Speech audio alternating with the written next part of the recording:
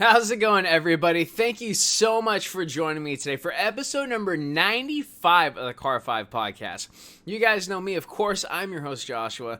For today's episode, we're going to be talking about a brand new car from SSC, and it's called the Tuatara. So as usual, everyone, let's go ahead and just dive right into things.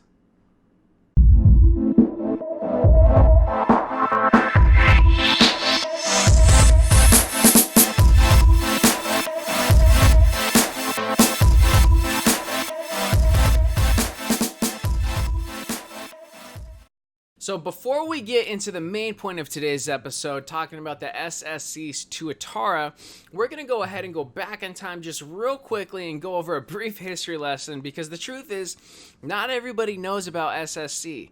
And if you're a car person like myself, you definitely got to know who they are. So SSC, really quickly, stands for Shelby Supercars.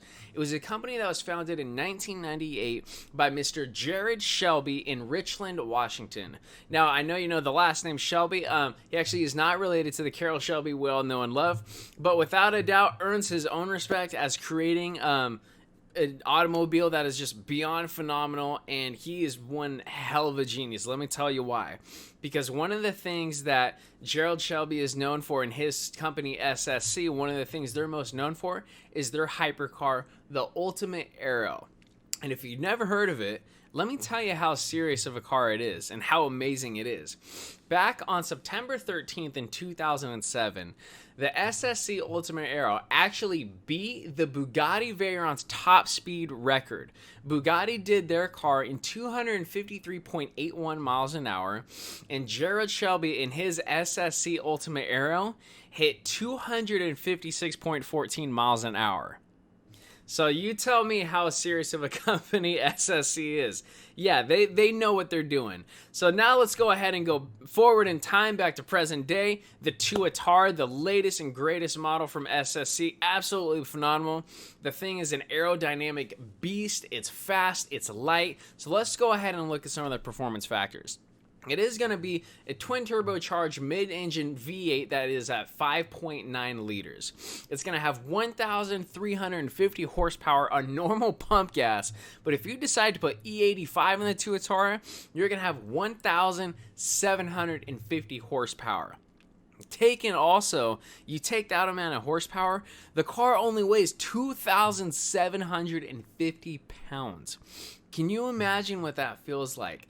Having almost 1,800 horsepower and weighing less than a Porsche Boxster. That is nuts. The car is equipped with a 7-speed automatic transmission that shifts between the gears in less than 100 milliseconds. I can't even blink my eyes that fast, and I can't snap my fingers that fast. That's how fast the Tuatara shifts. In regards to aerodynamics, you can tell there is a forward static wing on the car. You're going to have mounted buttresses on the sides. You're going to have rear static winglets. And you're going to have an active rear wing that keeps the Tuatara planted onto the ground so that way it doesn't end up flying and going into space. Now, here's the crazy thing about the car is the drag coefficient of the Tuatara is actually greater and better than its rivals. The Tuatara is going to sit at a drag coefficient of 0.279. The Koenigsegg Agera is 0.33. The Hennessy Venom F5 is 0.33. And the Bugatti Chiron is 0.36. So what's interesting is to think this Shelby Supercars company, small hypercar manufacturer, what have they figured out that these other guys have not? So interesting and definitely something to think about. I would love to hopefully meet the team one day and just ask them. I'm so fascinated by this car. Of course, the car is going to be using Michelin Pilot Sport Cup 2s. No surprise there for the Tuatara. And actually, I have a quote from SSC in regards to those tires. And they're saying track level handling offers drivers the ability to aggressively engage in corner-focused driving, straight line runs, or docile street driving.